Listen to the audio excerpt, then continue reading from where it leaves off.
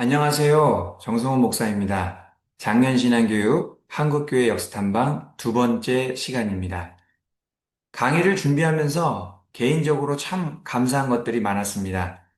먼저는 강경 지역에 대해 자료를 준비하고 공부하면서 배운 것들이 참 많았습니다. 또한 성결교회에 대해서 알게 된 것도 참 감사했습니다. 제가 장로교 목회자이다 보니까 우리 교단에 대해서만 어느 정도 알고 있었지 타 교단에 대해서는 잘 몰랐습니다. 이런 기회로 성결 교단에 대해 알게 되어 참 기쁘게 생각합니다. 또한 한국교회 역사에 대해서도 돌아볼 수 있어서 참 좋았는데요. 특별히 오늘부터는 신사 참배에 대한 이야기들을 나누려고 합니다. 그동안 한국교회 역사를 공부하면서 신사 참배에 대해 자세히 알아갈 기회가 별로 없었습니다.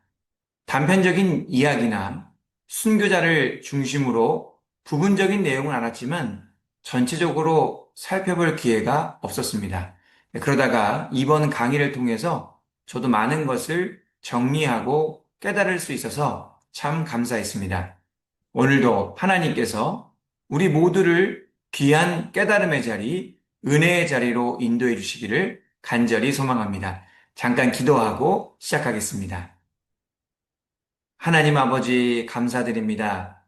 이번에 우리 한국교회 역사에 대해 알아갈 수 있는 귀한 기회를 허락하여 주심에 감사드립니다.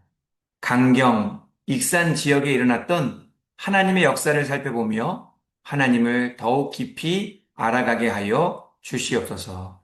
또한 한국교회 역사를 되돌아보는 것을 통해 우리의 신앙을 각성하게 하시고 하나님께서 기뻐하시는 뜻대로 미래를 세워갈 수 있는 저희가 되게 하여 주시옵소서. 무엇보다 하나님께서 남겨놓으신 신앙의 유산을 잘 이해하고 바르게 전승하여 한국교회와 우리 영은교회를 굳건하게 세워가게 하여 주시옵소서. 예수님의 이름으로 기도하옵나이다. 아멘. 오늘 강의에 대한 안내를 드립니다. 오늘은 두 번째 시간으로서 구강경 성결교회와 강경 역사관에 대해 살펴보게 될 것입니다. 그리고 강의를 잘 수료하신 분들에 한해서 11월 29일에는 전문가이신 손산눈 목사님의 가이드를 받으시면서 우리가 영상 강의로 배웠던 모든 내용들을 현장 탐방으로 진행할 예정입니다. 이를 위해서 기도해 주시고 많이 기대해 주시기 바랍니다. 그러면 먼저 강경 성결교회부터 살펴보고자 하는데요. 강경읍에 가면 강경 성결교회가 두 군데가 있습니다. 지금 화면에 보이시죠? 하나는 아래쪽에 있는 것은 지금 운영되고 있는 현 강경 성결교회이고요. 다른 하나는 노란색으로 표시된 화살표가 가리키고 있는데요. 우리가 가게 될 구강경 성결교회입니다. 옛날에 사용하던 예배당입니다. 그래서 인터넷에서 찾아보실 때 유의하셔야 하는데요. 구강경 성결교회는 지난 시간에 우리가 배웠던 그 옥녀봉 바로 아래쪽에 있습니다. 구강경 성결교회는 역사적으로 아주 중요합니다.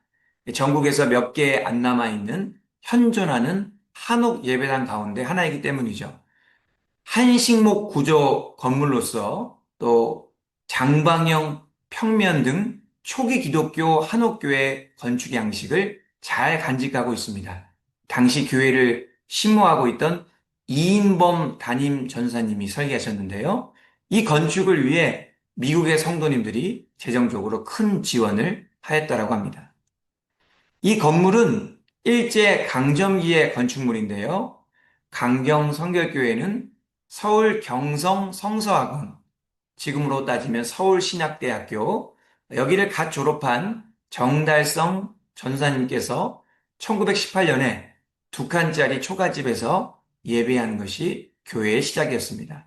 그러다가 1919년 3.1운동 이후 동양성교회 소속 토마스 선교사님께서 강경 지역 교회 형편을 살피기 위해 이 지역에 잠깐 내려오셨는데 만세 시위를 지원하러 온 줄 착각한 일본 경찰에게 구타를 당하는 일이 발생하게 됩니다. 토마스 선교사님은 이 문제를 가지고 소송을 제기하였고 배상금을 받게 됩니다. 그리고 이 배상금을 강경 성결교회 새 예배당 건축에 봉헌하죠. 이때 건축된 예배당이 1924년부터 지금까지 보존되어 있는 것입니다. 1924년에 중요한 사건이 하나 발생하게 되는데 그것은 바로 최초의 신사참배 거부 사건입니다. 그때만 해도 일제 신사참배 강요가 그렇게 심하지 않을 때였는데요. 일제가 연례 행사로 강경보통학교 학생들을 신사참배에 동원하려고 했습니다. 그때 학생들 중에 이 강경 성결교회 교회학교에 출석하는 57명과 김복희 선생님이 신사참배를 거부했죠. 이 사건이 각종 신문에 실려져 온 나라에 알려지게 되었습니다. 그러자 총독부가 가만히 있을 수가 없었습니다.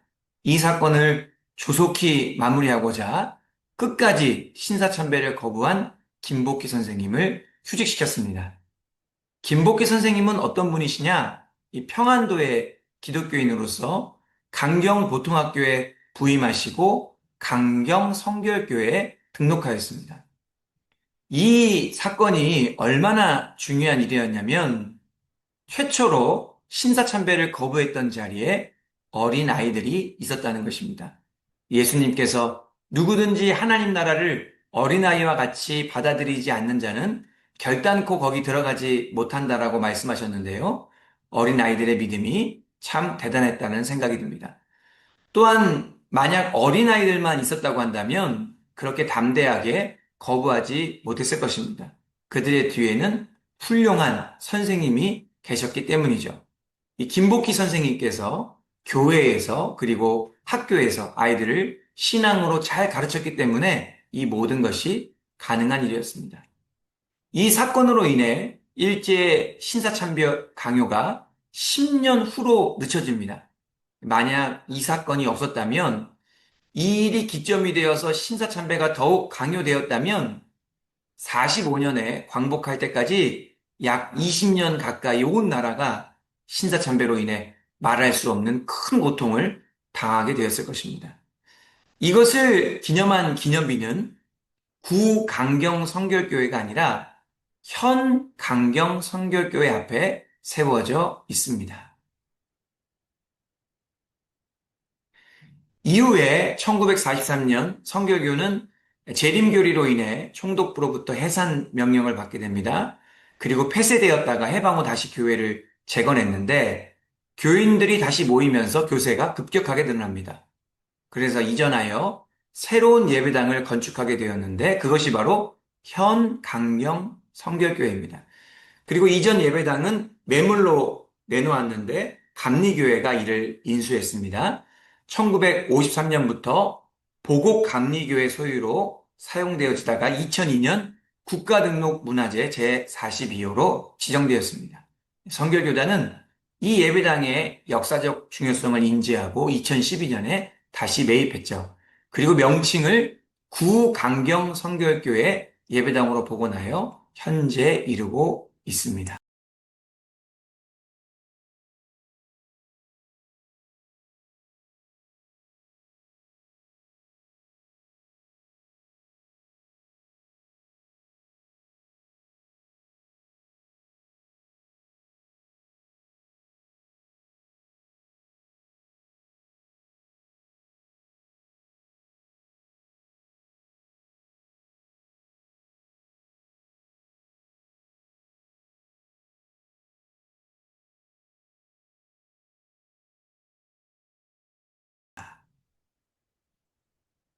이번에는 강경 역사관입니다. 강경 역사관은 구 강경 성결교회와 현 강경 성결교회의 가운데 부분에 위치하고 있는데요.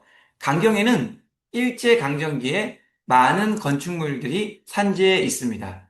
논산시는 강경 지역의 근대 건조물들을 개발하고 복원하여서 근대 문화거리로 조성했습니다. 그 건물이 바로 강경 역사관입니다.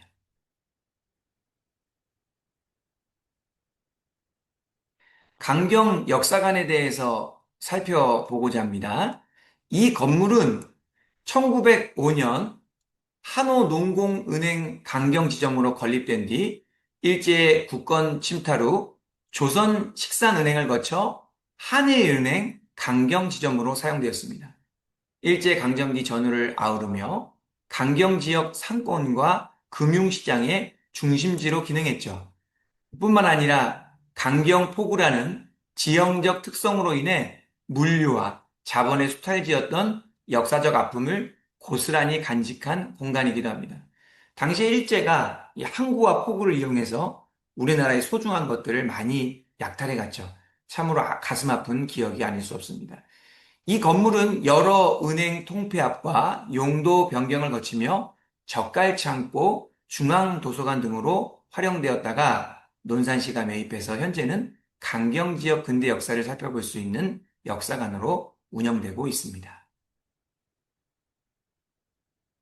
조금 더 역사에 대해 살펴보려고 하는데요. 강경 역사관은 해방 이후 옛 한일은행 강경 지점으로 개칭됩니다.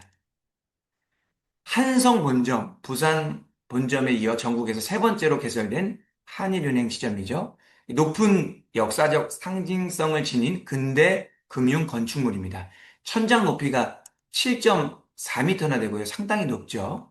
이 화강석과 붉은 벽돌 조합은 당시 은행 건축의 전형을 보여주고 있습니다. 우리 교회 주변에도 이러한 스타일의 건축물을 볼 수 있죠. 고용노동부 서울 남부지청 건물이 그러고요. 지금은 이전했지만 구 세무서 건물이 이러한 양식을 잘 간직하고 있습니다.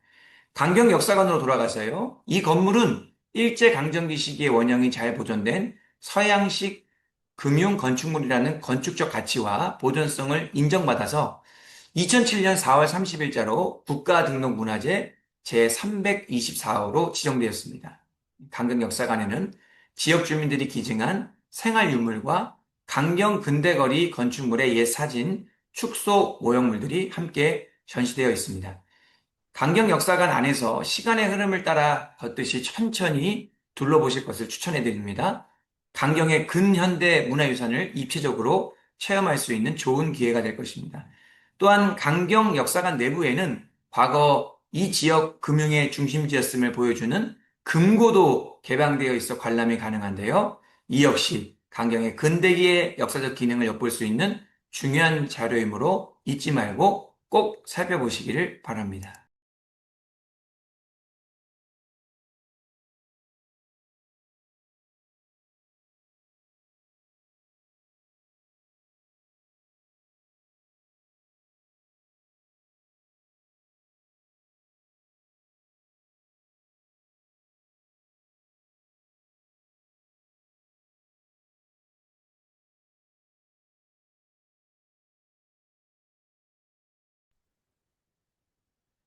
이렇게 해서 탐방 때 우리가 살펴보게 될 두 번째 지역 구강경 성결교회와 강경역사관에 대해 알아보았습니다. 그리고 지금부터는 한국교회 초기 역사에 대해 살펴보려고 하는데요. 특별히 이번 주제는 신사참배입니다. 초기 한국교회에는 대표적으로 세 가지 고난이 있었습니다. 첫 번째가 조선의 전통사회와의 갈등이고요.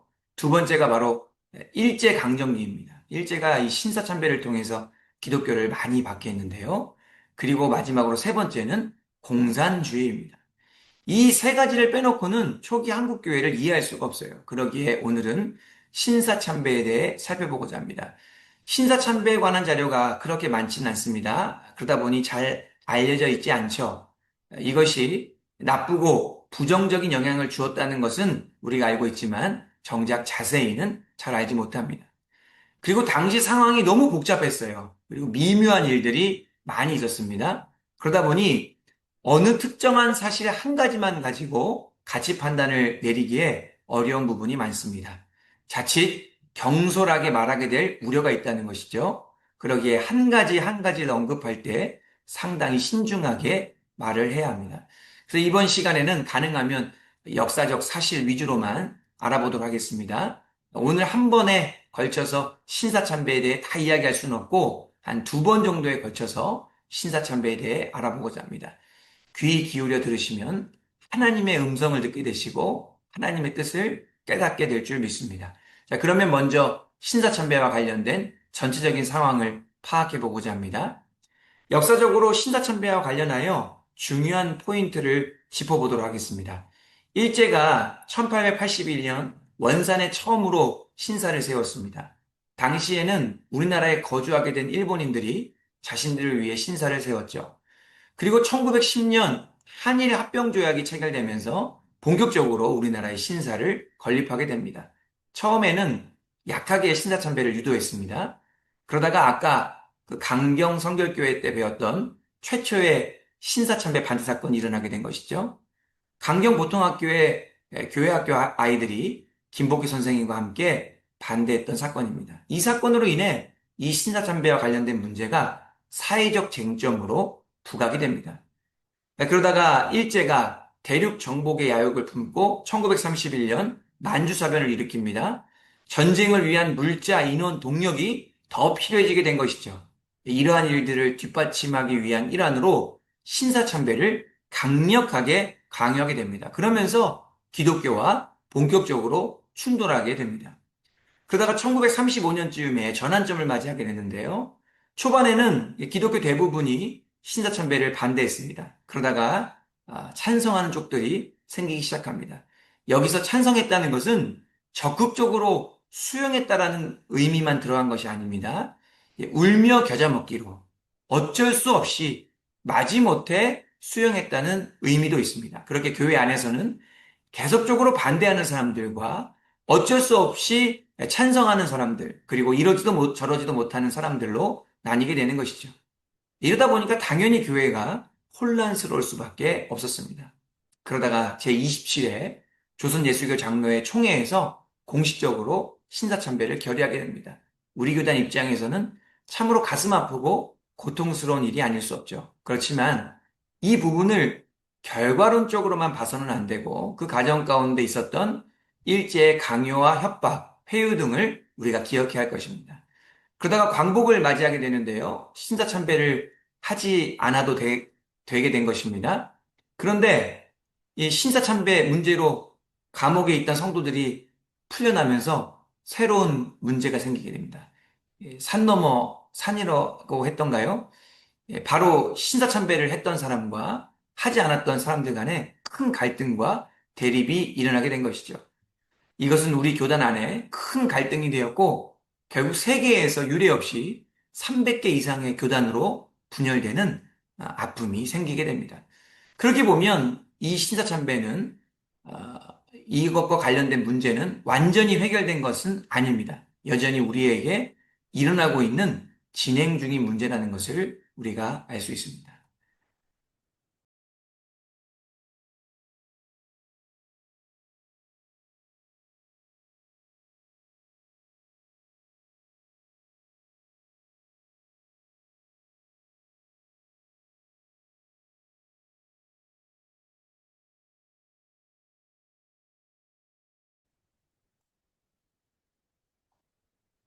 자, 신사참배와 관련된 전체적인 이야기를 나누었는데요. 방금 전에 이야기만 잘 기억해 두셔도 신사참배에 대한 개략적인 그림을 그리실 수 있습니다. 그러면 이번에는 신사참배 그 자체에 대해서 좀 살펴보고자 합니다. 이 신도라고 하는 것은 일본의 토착적인 종교 신앙입니다. 일본에는 800만의 신들이 있다고 하죠. 다신론입니다. 그러다가 근대화를 위한 시작된 메이지 유신을 통해 이러한 종교들을 정리하고자 하죠. 일본 역사에서 가장 오래되고 널리 퍼진 이 신사신도 신앙에다가 천황을 만세일계 모든 신도 중에 으뜸이라고 하는 이 천황제 전통을 첨가하게 됩니다. 이를 통해 신도를 국교화하려고 했던 것이죠. 이러한 시도가 실패하긴 했지만 그때부터 일본에는 전통적인 신도를 신사신도라고 하고 애국적인 행위면을 강조한 국가신도로 나뉘게 됩니다.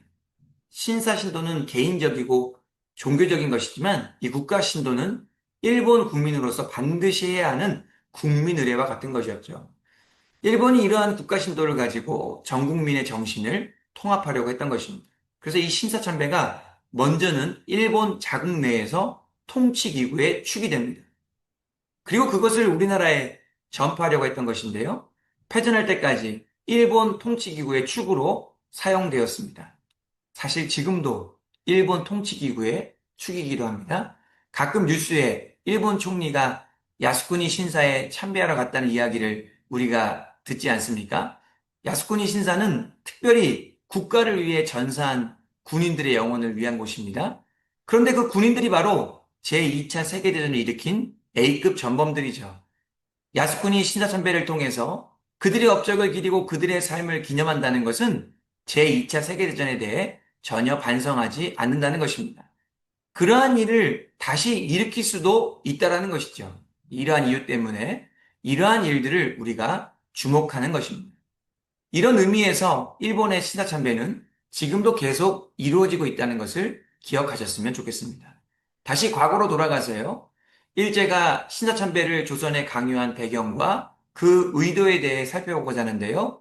그들의 첫 번째 목적은 우리나라 민족을 말살하기 위해서였습니다. 조선인으로서의 정체성을 무너뜨리고 독립운동을 하지 못하게 하며 일제의 노예로서 완전히 살게 하려는 목적이 있었습니다. 우리에게는 참으로 끔찍한 목적이 아닐 수 없습니다.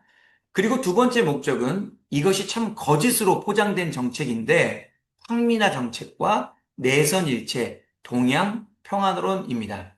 황민화 정책은 조선인을 천황의 국민, 신민으로 동화시키려는 것이었습니다. 이를 위해서 황국 신민 서사를 암송하게 했고요. 일본어 사용을 강요했으며 창씨 개명, 전쟁 동원을 했습니다. 그리고 이 내선 일체라는 것은 일본과 조선은 하나다라는 구호입니다. 이 표면적으로는 한 뿌리요, 한 가족이라고 이렇게 이야기하면서 평등하게 통합한다는 주장이죠. 하지만 이것은 완전히 조선을 흡수하기 위한 기만 전략이었습니다. 그리고 동양 평화론이라는 것은 일제가 대륙 침략을 정당화하기 위해 내세운 사상입니다. 일제가 다 점령해야 진정한 평화가 온다라고 주장하는 것이죠. 참 말도 안 되는 이야기입니다. 이러한 일들을 위해 신사참배를 더욱 강력하게 강요했던 것입니다. 마지막으로는 기독교 탄압을 위한 목적이 있었습니다. 이 부분이 참 특별한데요. 일제가 우리나라를 점령하려고 할 때 가장 경계했던 종교가 있었습니다. 그것이 바로 기독교였죠. 구한말에 의식 있는 사람들이 기독교가 구국을 도모할 정신적 지주가 될 것으로 여기고 기독교를 가까이 했습니다. 그러다 보니 일제가 더욱 신경을 쓸 수밖에 없었죠. 그리하여 105인 사건 때는 총독 암살 음모를 기독교인들에 씌워서 처형하기도 했었습니다. 1919년 3.1운동 때는 기독교가 가장 적극적으로 가담했는데요. 교회 조직을 통해 이러한 운동을 전국적으로 확산시켰습니다. 이처럼 기독교가 독립운동에도 큰 역할을 하자 일제는 기독교를 강력하게 탄압하기 위한 일환으로 신사참배를 강요하게 됩니다. 이에 맞서다가 교회가 큰 피를 흘리게 된 것이죠. 당시에는 신앙생활을 잘하는 것이 곧 나라를 위한 일이기도 했습니다. 우리나라가 어려울 때 기독교가 얼마나 중요한 역할을 했는지를 잘 알 수 있는 대목입니다. 그러다 보니 반대로 일제에게는 큰 박해를 받게 되었습니다. 하나님께서는 우리나라를 회복시키시고 세우시는데 이 교회를 사용하셨던 것이죠. 우리가 이러한 역사를 기억하며 우리 주님의 몸된 교회를 잘 세워가야 하겠습니다. 오늘 강의를 통해 몇 가지 중요한 교훈을 나누고자 합니다. 첫 번째로 신사참배는 10계명, 제2계명을 정면으로 위반하는 행위입니다. 일제는 이 신사참배를 통해 우리나라만 무너뜨리려고 했던 것이 아닙니다. 교회를 무너뜨리고 기독교 신앙을 망가뜨리려 했습니다. 우리에게 있어서 신사참배는 신앙을 위한 영적 전쟁이었습니다. 일제는 국민의례라는 타협의 손길로 유혹했습니다. 그러나 하나님께서는 분명히 우상이나 형상을 만들지 말며 그것들에게 절하거나 섬기지 말라고 말씀하셨죠. 그러기에 이러한 타협을 신앙의 결단으로 이겨낼 수 있어야 합니다.